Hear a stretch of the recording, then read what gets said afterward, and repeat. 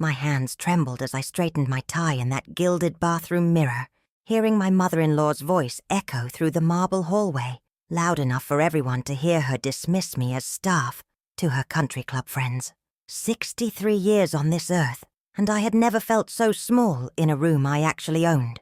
Let me take you back to how this family betrayal unfolded, because what happened that evening changed everything I thought I knew about respect, about family, and about standing up for yourself when the people who should love you treat you like you're invisible. This isn't just about one humiliating moment at a charity gala. This is about 30 years of biting my tongue, of being the good son-in-law, of putting my wife's family first while they looked right through me, like I was part of the furniture. And it's about the inheritance drama and hidden family secrets that finally forced me to draw a line in the sand. I met Margaret when we were both in our early 30s, young professionals trying to make our way in a world that seemed full of possibility. She was this brilliant accountant with laugh lines around her eyes and a way of making even the mundane feel special. I was working in commercial real estate, learning the business from the ground up, spending long hours walking properties and dreaming about building something substantial. We married within a year, and I thought I was joining a family, not enlisting in a campaign where I'd forever be ranked below everyone else. Margaret's mother, Constance, made her feelings clear from our very first meeting at that upscale restaurant downtown. The way she looked at my off-the-rack suit, the way her lips pursed when Margaret mentioned I was in property management, the dismissive little hum she made when I talked about my aspirations. Her husband, Richard, had been a surgeon, you see, came from old money on top of that. And in Constance's world, there were people who mattered and people who served. I was firmly in the second category, no matter what I achieved or how I treated her daughter. But I loved Margaret, so I smiled through the condescension. I nodded politely when Constance would introduce me at family gatherings as Margaret's husband, as if my name was too much effort to remember. I stayed quiet when she'd make little comments about how Margaret could have done better, how she'd had other suitors from proper families. My wife would apologize later, squeeze my hand, tell me that's just how her mother was, that she didn't mean it the way it sounded, and I believed her, or at least I wanted to. The years rolled by like that old grandfather clock in our living room, steady and relentless. Margaret and I built a good life together. Even if we never had children, something Constance never let us forget was a disappointment, though she blamed me for that too. Naturally, I worked hard, really hard, investing in properties, learning every aspect of the business, making connections, taking calculated risks that paid off more often than not. By my 50s, I owned a portfolio of commercial real estate across 3 states.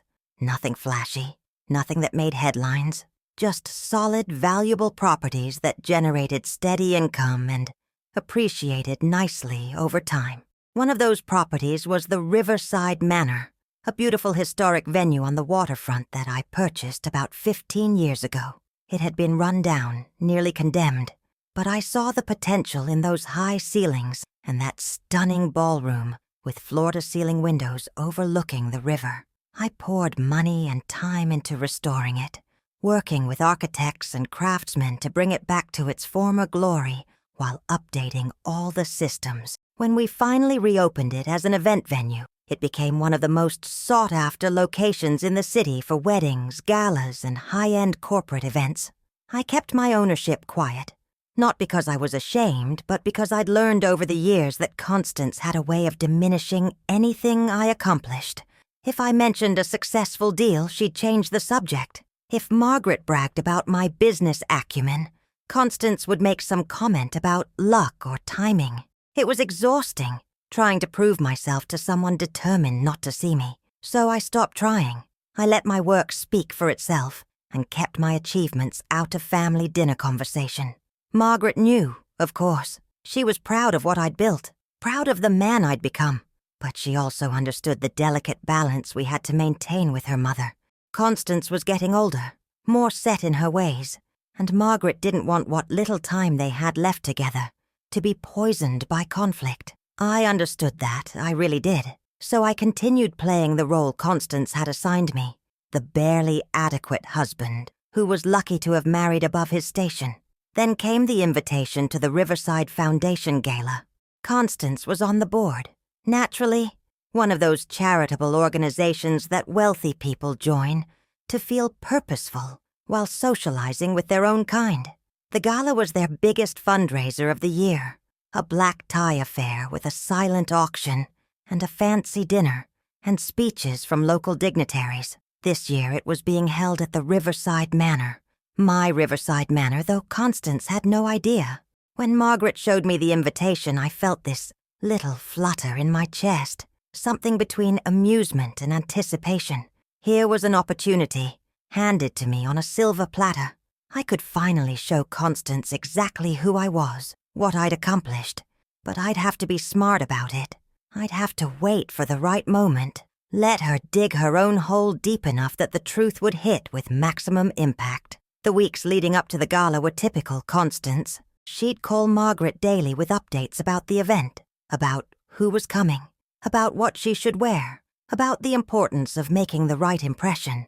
In those conversations, she'd occasionally mention me, usually to suggest I wear something appropriate, that I should stay quiet during dinner, that I should let Margaret shine without me hovering or saying something embarrassing. Each comment was a little paper cut, small enough to seem insignificant, but they added up over 30 years into a pretty substantial wound. Margaret would hang up the phone and look at me with those apologetic eyes, and I'd smile and tell her it was fine, that I had thick skin, that her mother was old and set in her ways, but inside something was building. Not rage exactly, more like a calm determination. I was tired of being treated like I didn't matter. I was tired of shrinking myself to make other people comfortable, and I was especially tired of being dismissed by a woman who had never bothered to look past her own prejudices to see who I actually was. The night of the gala arrived cold and clear, one of those November evenings where the air feels sharp and everything seems outlined in crystalline detail.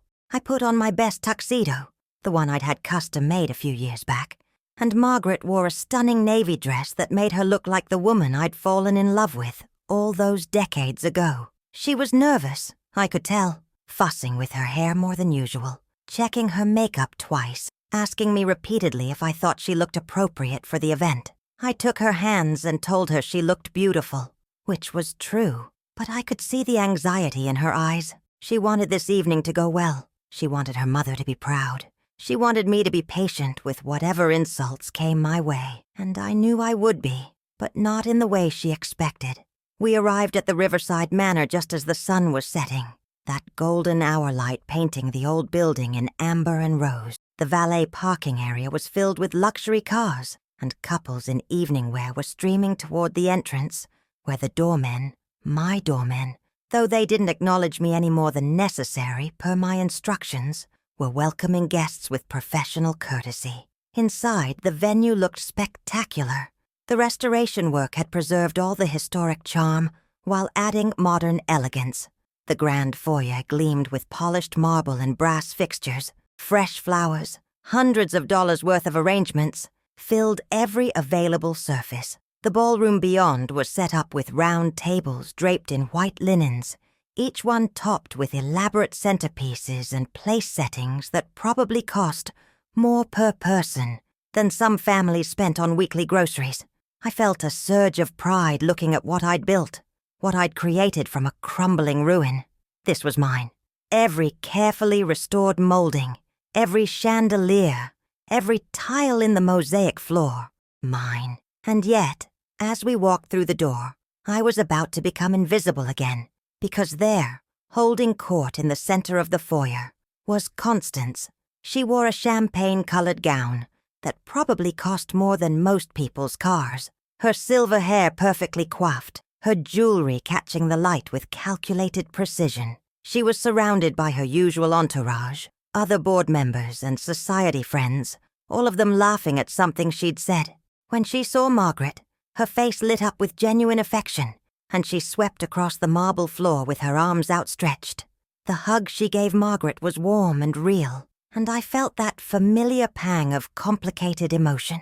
Constance wasn't all bad. She loved her daughter fiercely. She'd been devastated when Richard died 10 years ago, and Margaret had been there for her, patient and caring through all the grief and adjustment. Their bond was real and deep, which made Constance's treatment of me all the more painful.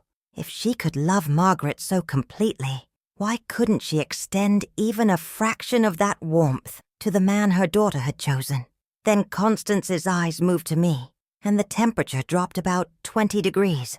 Her smile didn't exactly disappear, but it changed, became more fixed, more polite and distant. She gave me a brief nod, the kind you'd give to an acquaintance whose name you can't quite remember, and turned back to Margaret, already talking about the seating arrangements and who would be at their table. But that was only the beginning of what the evening would bring. We moved into the cocktail hour in the East Salon, another beautifully restored space with tall windows and ornate plasterwork. Waiters circulated with champagne and hors d'oeuvres, and the room filled with the sound of cultured conversation and polite laughter. Margaret stayed close to her mother, and I found myself doing what I always did at these events, hovering on the periphery, nursing a drink, making small talk with whoever ended up next to me. That's when I first heard Constance refer to me as staff. We were standing near one of the bars, and a group of her friends approached, admiring the venue, complimenting the foundation on choosing such a perfect location. Constance was in her element, accepting praise as if she'd personally selected and prepared every detail. One of the women, an elderly socialite dripping in pearls, asked if Constance knew the owners, if she'd gotten them a special rate for the charity. And Constance laughed, this tinkling little laugh that made my jaw tighten, and said something about having connections with the venue management, that she'd worked with the staff to ensure everything was perfect for the evening. She gestured vaguely in my direction as she said, staff, and while she didn't directly call me that, the implication was clear. I was part of the furniture, part of the service, someone who facilitated her life without being fully human. The women nodded and moved on, and I stood there with my whiskey, feeling the anger build in my chest, like steam in a kettle. Margaret didn't hear it. She was across the room talking to other guests, her face bright and happy to be included in her mother's world. And maybe that was for the best, because if she'd seen my face in that moment, she would have known something had shifted, that I'd reached some invisible line I didn't even know existed, until Constance pushed me over it. The evening progressed into dinner, and we took our assigned seats at one of the VIP tables near the front. Constance held court, introducing everyone, making sure the conversation flowed, playing the gracious hostess even though this wasn't her venue, wasn't her party in any real sense beyond her board position. I sat quietly, eating the overpriced chicken or beef, I honestly can't remember which, watching the room, watching my venue be used and appreciated by people who had no idea they were sitting in something I'd built. Between courses, people would approach our table to greet Constance, to thank her for her service on the board, to compliment the event. And over I watched her accept credit, watched her gesture around the room with proprietorial pride, as if she'd personally arranged every detail, as if the Riverside Manor existed because of her influence rather than my investment and vision. The second time she called me staff, it was more direct. One of the board members, a pompous man with a condescending manner, asked who handled the logistics for the evening, who their contact was with the venue. And Constance, without even looking at me, said they'd worked with the staff here, that there was a management team, but she didn't deal with them personally, that she had people who handled those details. I wasn't sure if she was deliberately putting me in that category, or if she genuinely thought I had nothing to do with the venue. But either way, it stung. Margaret squeezed my hand under the table, having heard this one, her face apologetic and pleading. I squeezed back, gave her a small smile, and she relaxed slightly, thinking I was being my usual accommodating self. But inside, I was making calculations. The evening's program would include speeches and acknowledgments. The venue coordinator, who reported directly to me, would be making remarks as part of the standard protocol for events at the manor. We'd discussed it weeks ago. The usual thank yous and logistics information. But I'd also given him special instructions for tonight. A little deviation from the standard script, contingent on my signal. As dessert was served, some elaborate chocolate creation with gold leaf that probably cost more than it tasted worth. I excused myself from the table, telling Margaret I needed to use the restroom. She nodded, distracted by her mother's story about some society drama, and I slipped away through the ballroom. I found my venue coordinator, James, near the kitchen entrance, supervising the serving staff with his usual efficient calm. He was good at his job, had been with me since we reopened the manor, understood both the high-end service industry and the importance of discretion. When he saw me, he straightened, and I gave him the signal we'd discussed, a simple nod. His eyes widened slightly, confirming he understood, and then he smiled, just a little, the kind of smile that said he'd been waiting for this moment as much as I had. James had been there for all the planning meetings for the gala, had heard Constance's dismissive comments about the staff, about how she expected things done. He knew exactly what was happening tonight, and he was ready to play his part. I returned to the table just as the program was beginning. The foundation president spoke about the organization's mission, about the funds raised, about the importance of community support. Other board members were acknowledged, including Constance, who stood and waved graciously to polite applause. Then the president introduced James, the venue coordinator, to say a few words about the Riverside Manor. This was standard, happened at every major event. Usually, James would thank everyone for coming, mention the history of the building, plug the manor's services for anyone interested in booking future events. 2 minutes of professional courtesy, and then on with the rest of the program. But tonight was going to be different.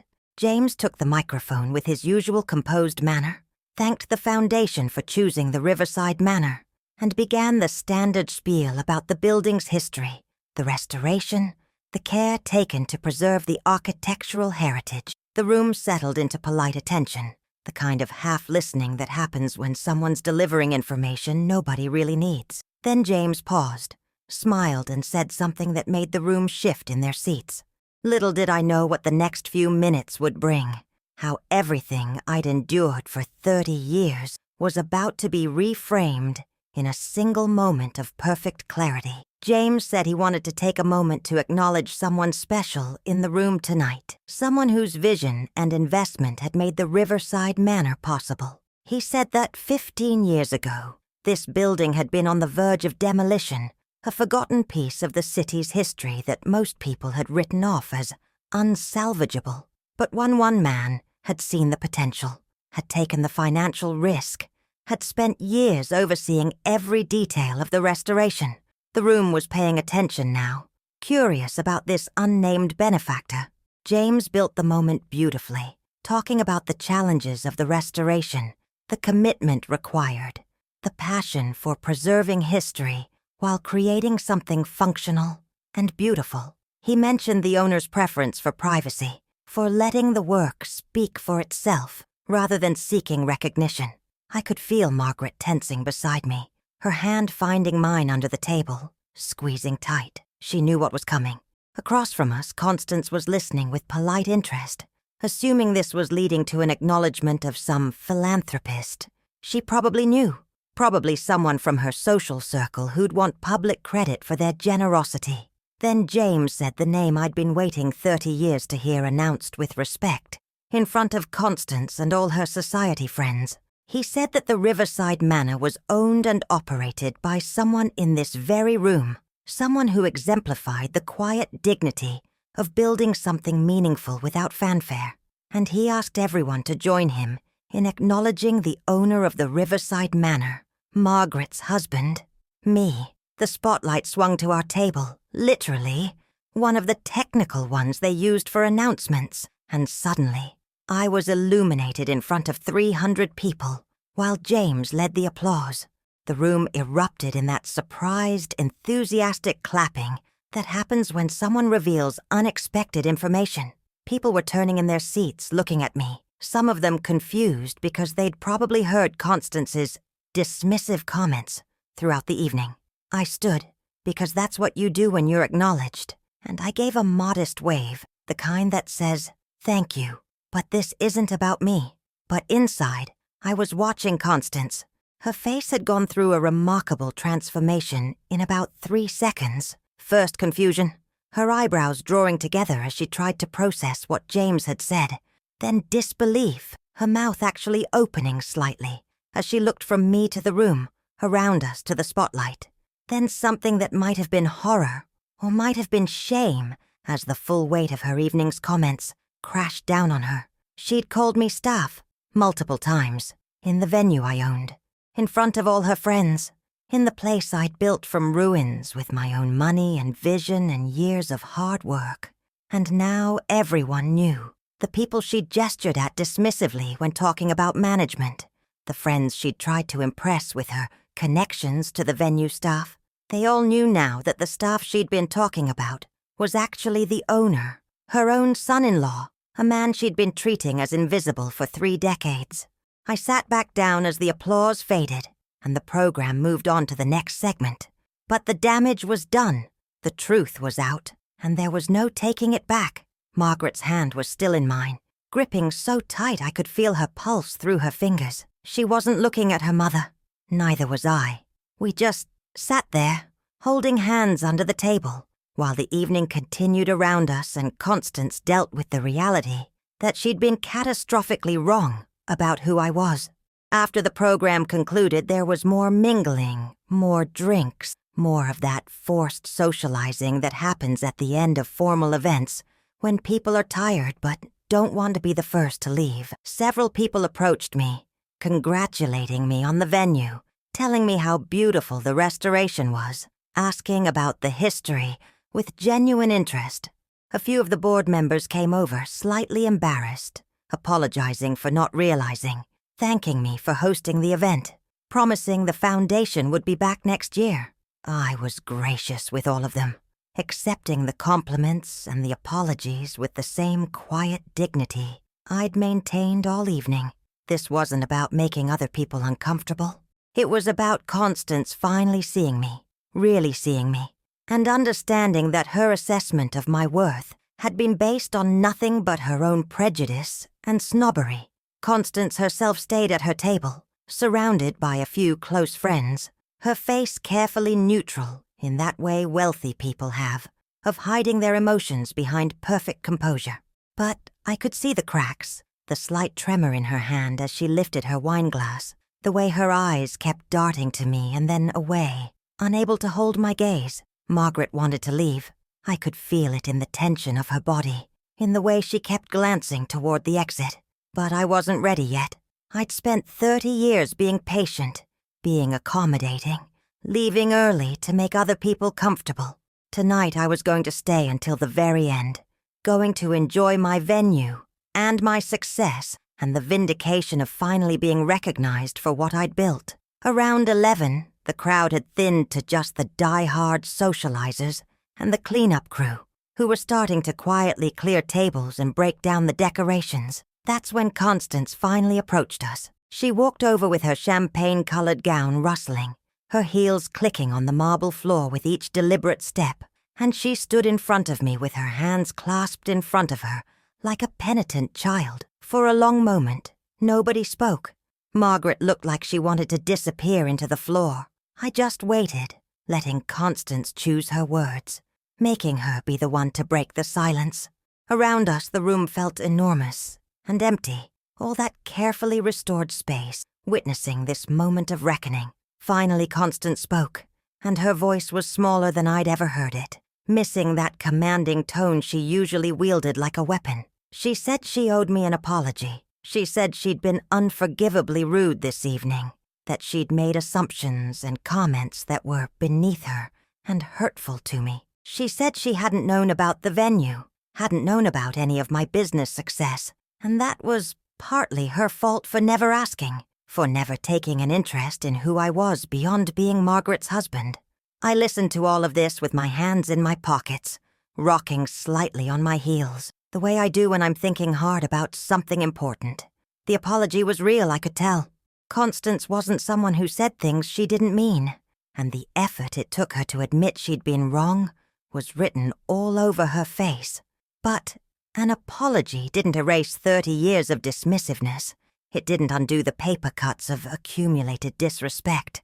When she finished, I took a breath, let it out slowly, and told her I appreciated the apology. But I also told her that this evening had made something very clear to me, something I probably should have addressed decades ago. I told her that respect isn't something you earn by achieving more or proving yourself over and over to someone determined not to see you. Respect is something human beings deserve simply by virtue of being human. And if she couldn't extend that to me after 30 years of marriage to her daughter, then we had a fundamental problem that went beyond one embarrassing evening. I told her that I loved Margaret, that I would always love Margaret, but I was done trying to prove my worth to Constance. I was done being invisible at family gatherings. I was done accepting condescension disguised as concern. From now on, she could either treat me with the basic respect she'd show any other person in her life, or she could deal with Margaret without me present, because I wasn't going to subject myself to being diminished anymore. Margaret's hand found mine again, squeezing tight, and when I looked at her I saw tears in her eyes, but also something like relief. Maybe she'd been waiting for me to draw this line, to stop being so accommodating that I let her mother walk all over me. Maybe she'd needed me to stand up for myself so she didn't have to choose between us. Constance stood there, processing what I'd said, and I could see the war happening behind her eyes. Pride fighting with shame, old habits fighting with new awareness. Then she did something I never expected. She nodded, just a small nod, but it was agreement, acceptance, maybe even respect. She told Margaret she'd call her tomorrow, gave me one more long look that I couldn't quite read, and walked away toward the exit, where her driver was probably waiting. Her friends had already left, and she walked out alone, a small, elegant figure in champagne-colored silk, leaving behind the wreckage of her assumptions and the beginning of something different. Margaret and I stayed for another hour, walking through the venue after the last guests had gone, after the cleanup crew had finished their work and left, leaving us alone in the space I had created. We walked through the ballroom with its gleaming floors and crystal chandeliers. We stood by the windows overlooking the river, watching the city lights reflect off the dark water. We sat in the chairs where we'd eaten dinner, holding hands in the empty room, letting the evening settle into memory. She told me she was proud of me, not just for the venue, but for finally standing up to her mother. She apologized for all the times she'd asked me to be patient, to let things go, to keep peace at the cost of my dignity. She said she'd always known I was more than her mother saw, but she'd been so afraid of conflict, so desperate to maintain what family she had left after losing her father, that she'd enabled her mother's behavior at my expense. I told her I understood, which was mostly true. Family is complicated.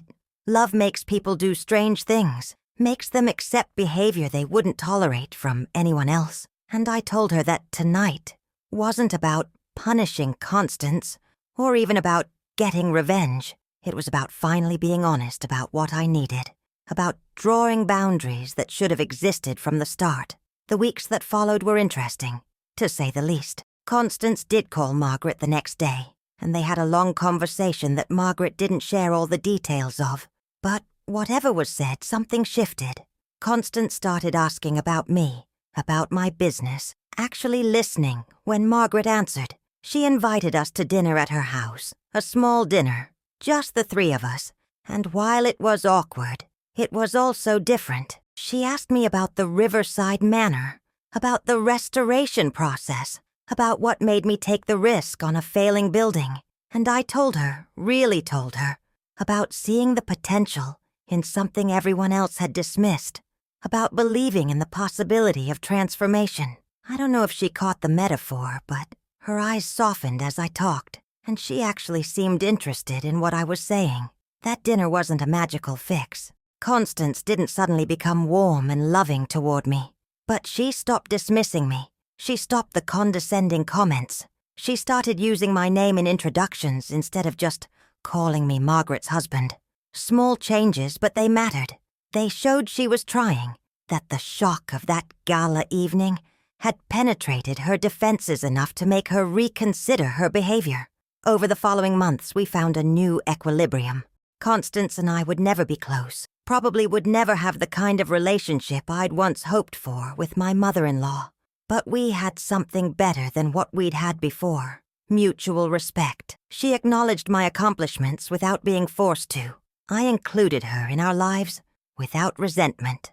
Margaret stopped being a buffer between us, stopped having to manage her mother's expectations and my hurt feelings. The Riverside Manor continued to thrive, hosting weddings and corporate events and charity galas, including another Riverside Foundation event the following year. Constance attended that one too, and this time, when people asked about the venue, she told them with something that might have been pride that it was owned by her son-in-law, that he'd done a remarkable job with the restoration. Small words, but they represented a complete reversal from the woman who'd called me staff. I learned something valuable through all of this, something about family betrayal and elder respect and the invisible burden of constantly diminishing yourself for other people's comfort. I learned that sometimes the most empowering thing you can do is simply stop accepting unacceptable treatment. Stop making yourself smaller so others can feel bigger. Stop waiting for permission to take up space in your own life. The inheritance drama and hidden family secrets we often see in families comes down to this, to people not being seen for who they really are, to assumptions made and never questioned, to respect withheld and dignity denied. And the solution isn't always dramatic confrontation or cutting people off. Sometimes it's just insisting on being seen, on being acknowledged, on refusing to be invisible anymore. Margaret and I are still happily married, still building our life together, still navigating the complex terrain of family relationships with all their complications and contradictions. Constance is getting older, more vulnerable, and we've been there for her, helping her manage her finances, making sure she's cared for, including her in our holidays and celebrations. But we do it on terms of mutual respect now, with boundaries that protect everyone involved. The Riverside Manor stands on the waterfront, beautiful and functional, a testament to what's possible when you see potential where others see ruin, when you're willing to invest in transformation, even when the outcome isn't certain. Every time I walk through those doors, I feel pride in what I built, but also gratitude for what that building taught me about standing up for yourself, about knowing your worth regardless of who can or can't see it. In the end, I learned that respect isn't demanded. It's modeled. You can't force someone to value you, but you can insist on valuing yourself, on setting boundaries that protect your dignity, on refusing to accept less than you deserve simply to keep the peace. Family forgiveness is important, but it has to be built on a foundation of genuine change, of mutual effort, of acknowledging harm and working to repair it. Sometimes the most profound moments come from the simplest truths. I owned that venue. I had always owned it. The only thing that changed that evening was other people knowing. But the real transformation wasn't in their knowledge. It was in my willingness to stop hiding my accomplishments, to stop making myself small, to stop accepting being treated as less than I was. And maybe that's what empowerment really means for those of us who've spent decades being patient, being accommodating, being the ones who keep peace at any cost. It means deciding that our peace matters too, that our dignity isn't negotiable, that being seen and respected isn't too much to ask from the people who claim to be family. The Riverside Manor hosts another gala next month, a different charity, different guests, but the same beautiful space. Constance won't be there. She's not involved with that organization. But Margaret and I will attend, and I'll walk through those doors knowing exactly who I am, exactly what I've built, and exactly what I'm worth, regardless of who's watching or acknowledging or understanding, because the most important person who needed to see me clearly was myself. The most important boundary I needed to set was with my own acceptance of being treated as less than. And the most important lesson I learned was that sometimes standing up for yourself isn't about anger or revenge or proving people wrong. It's simply about refusing to be invisible in your own life. Have you ever felt unseen by people who should have known better, who should have looked closer, who should have cared enough to understand who you really were beyond their assumptions? That feeling of being diminished, of having your accomplishments dismissed, of existing in someone's life as background rather than foreground. It's a particular kind of pain, subtle and cumulative, the death of dignity by 1,000 paper cuts.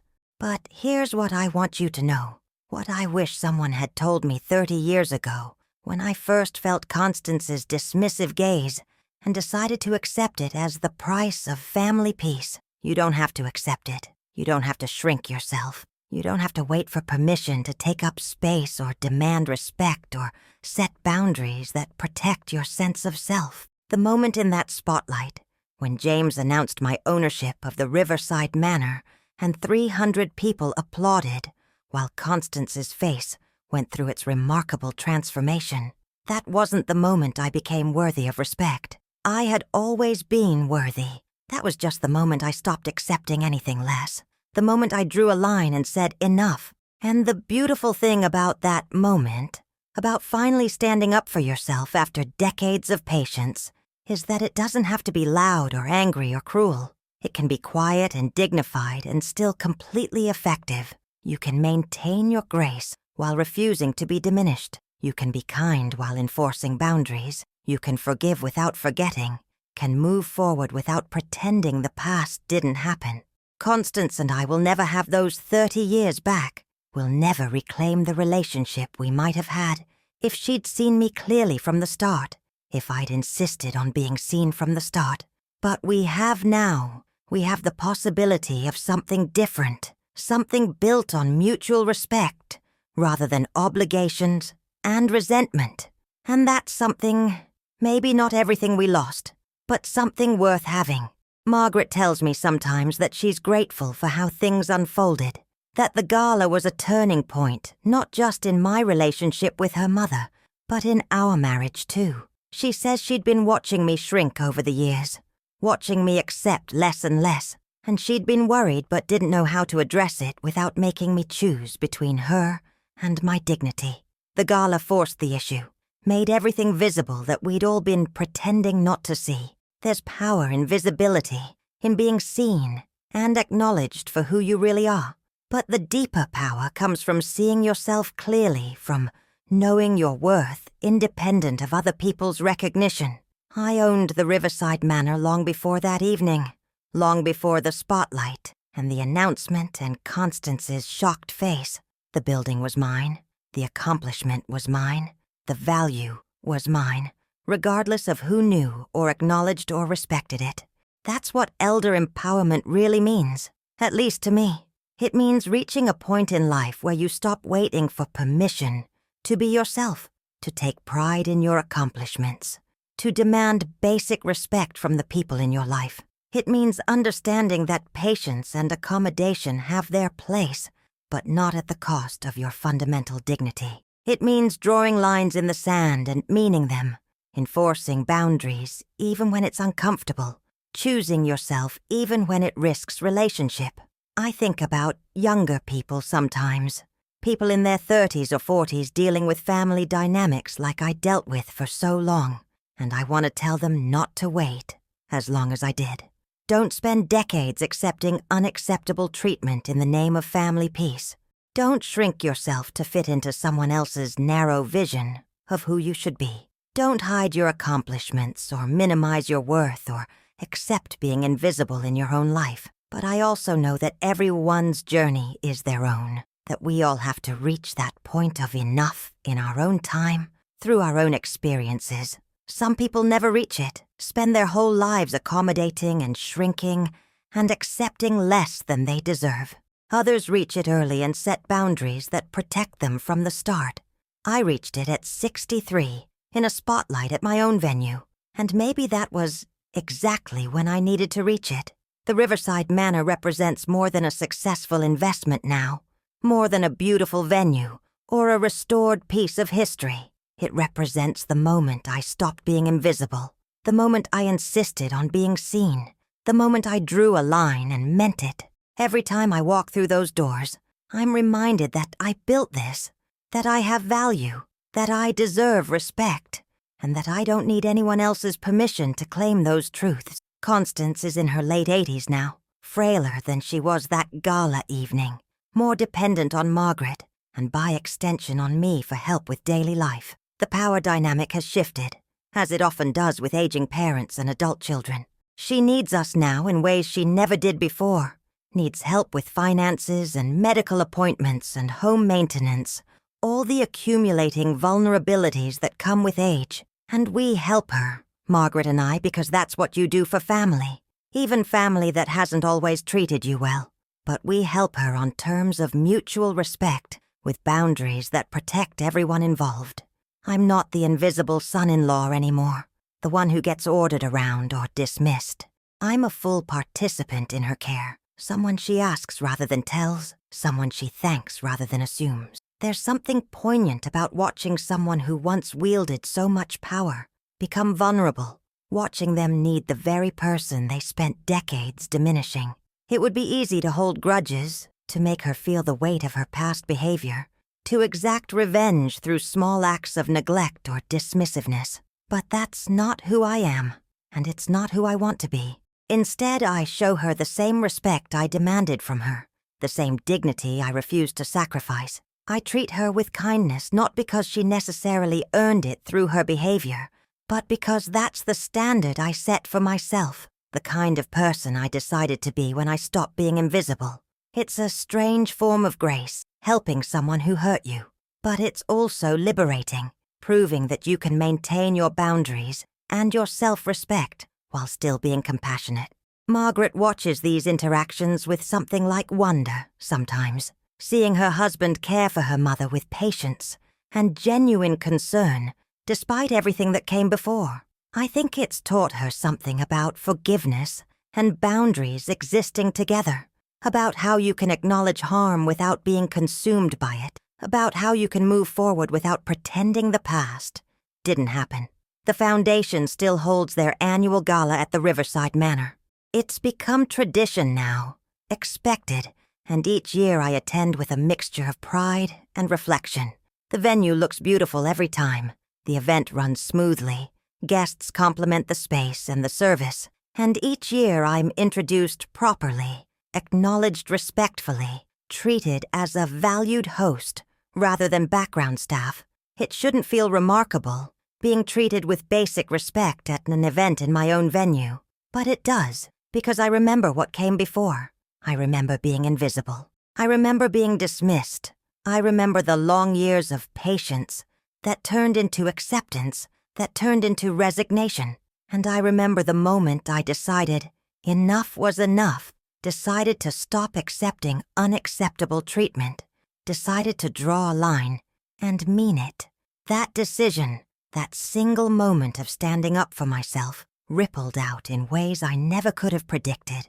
It changed my relationship with Constance, yes, but it also changed my relationship with Margaret, with myself, with my own sense of what I deserved and what I was willing to accept.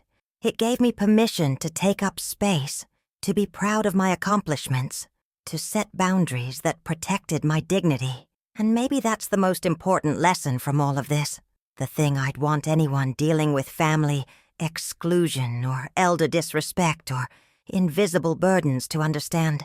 You don't need a dramatic moment to stand up for yourself. You don't need a gala or a spotlight or a public revelation. You just need to decide that your dignity matters, that your worth isn't negotiable, that being seen and respected is a reasonable expectation. The moment you make that decision, really make it in your bones, where it becomes non-negotiable, everything shifts. Not necessarily in the external world, not necessarily in how other people treat you immediately, but in how you treat yourself, in what you're willing to accept, in the boundaries you enforce. And that internal shift creates external change, slowly but surely, as you stop participating in your own diminishment.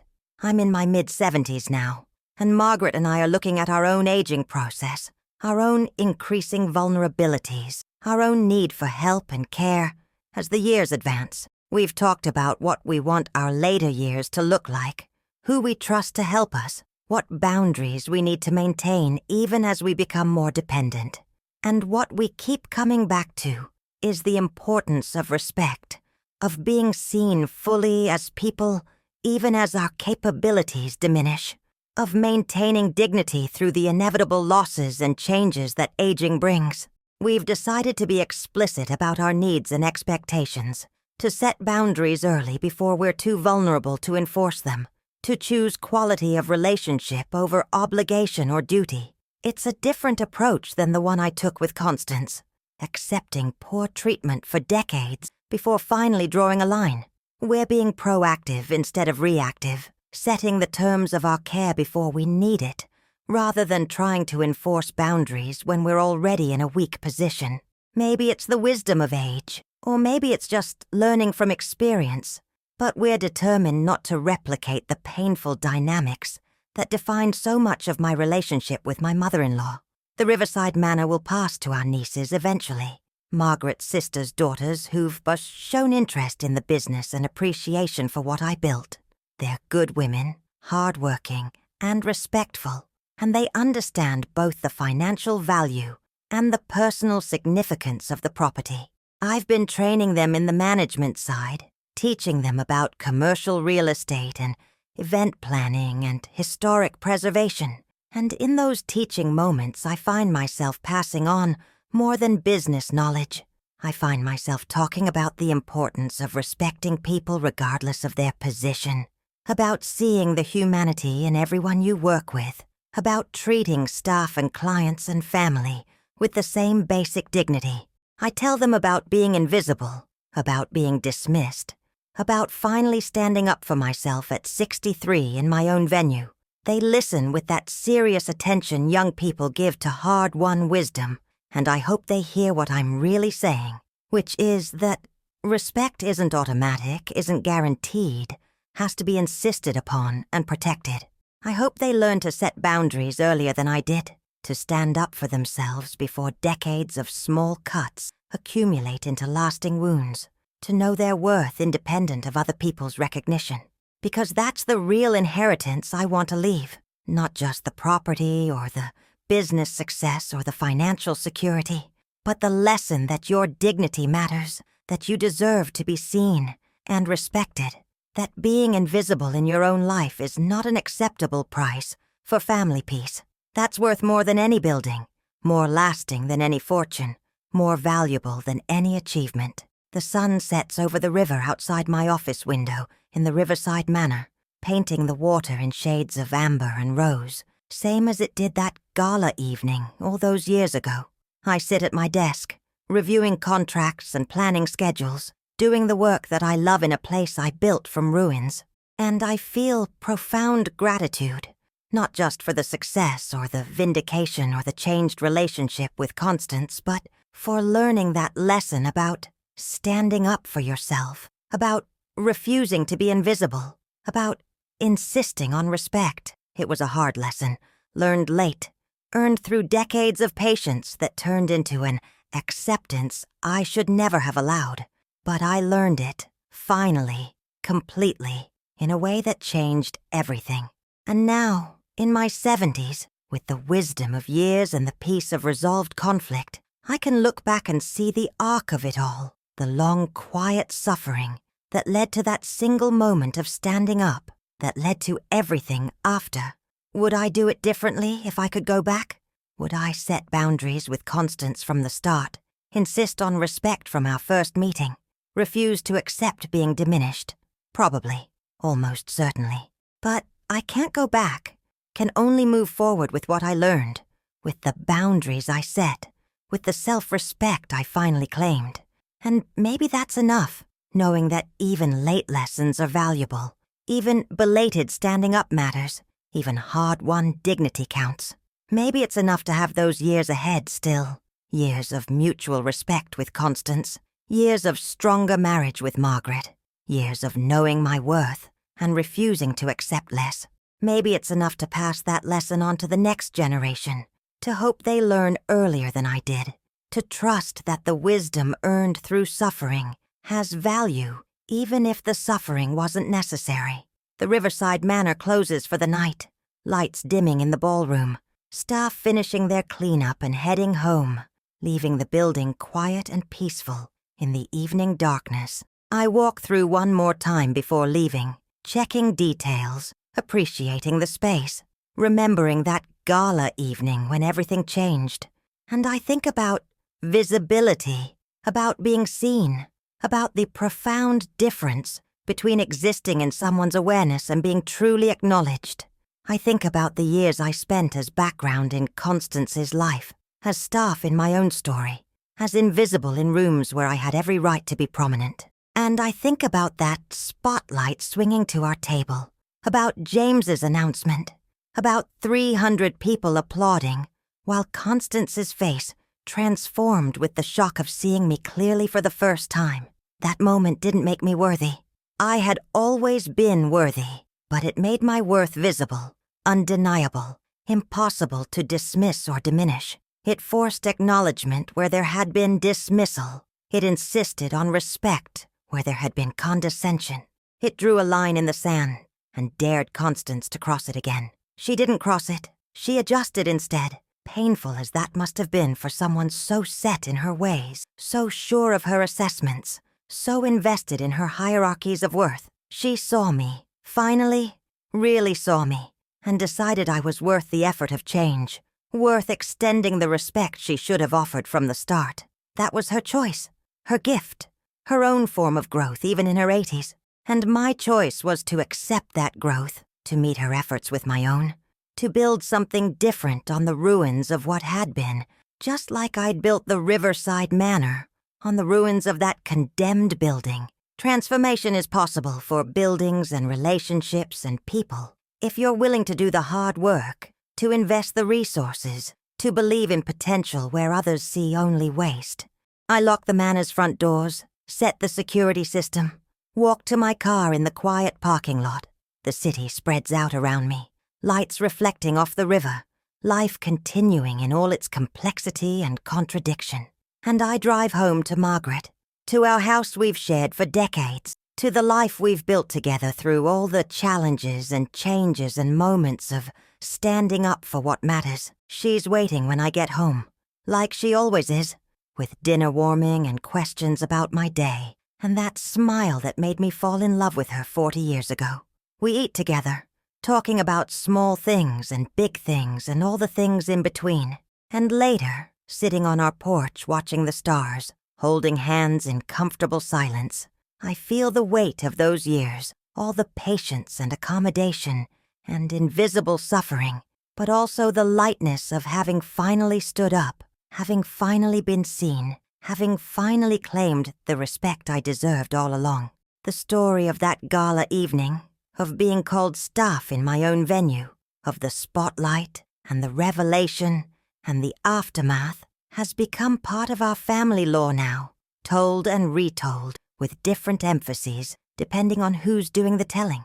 Margaret focuses on her mother's transformation, on the relationship rebuilt. Constance, in her rare comments about it, focuses on her own growth, her willingness to change even in old age.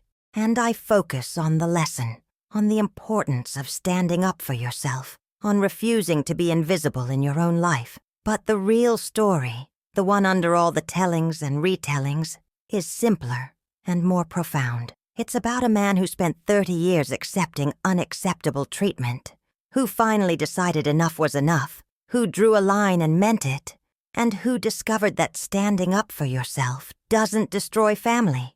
It just demands that family be built on better foundations, foundations of respect, of dignity, of mutual acknowledgement and care. That's what I learned at 63 in a spotlight at the Riverside Manor. That's what changed that evening and in all the evenings after. That's what I'd want anyone dealing with invisible burdens or family dismissal or accumulated disrespect to understand. You deserve to be seen. You deserve to be respected. You deserve to take up space in your own life. And you don't need anyone's permission to claim those truths, to enforce those boundaries, to stand up for your own dignity. The gala evening was just a moment, vivid and dramatic, but ultimately Just one moment in a long life, of many moments. What matters more is what came after. The sustained effort to maintain boundaries, to insist on respect, to refuse to return to invisibility. What matters is the daily choice to see yourself clearly, to know your worth, to accept nothing less than you deserve from the people in your life. And what matters most is passing that wisdom forward, teaching the next generation to stand up earlier, to set boundaries sooner, to refuse to be invisible before decades of acceptance make it harder. That's the real inheritance, the lasting gift, the transformation that continues beyond any single moment of building or relationship. I built the Riverside Manor from ruins, but I rebuilt myself from invisibility. And the second transformation was harder and more important than the first. Buildings are just structures, beautiful and functional, but ultimately inanimate. But a person standing up for themselves, claiming their dignity, insisting on respect, refusing to be diminished, that's alive and ongoing and ripples out in ways that change everything. So, when people ask me about that gala evening, about being called staff in my own venue, about the revelation and the aftermath and what it all meant, I tell them it meant I finally saw myself clearly enough to insist that others see me too. It meant I stopped accepting unacceptable treatment. It meant I drew a line in the sand and meant it. And it meant everything changed, slowly, but completely, from that moment forward. Have you ever had to stand up for yourself in front of people determined not to see you? Have you ever drawn a line after years of patience and wondered if you should have drawn it sooner? Have you ever felt the profound shift that comes from refusing to be invisible in your own life? That's where transformation begins, not in other people's recognition, but in your own decision that you matter, that your dignity is non-negotiable, that you deserve to be seen and respected and valued for exactly who you are.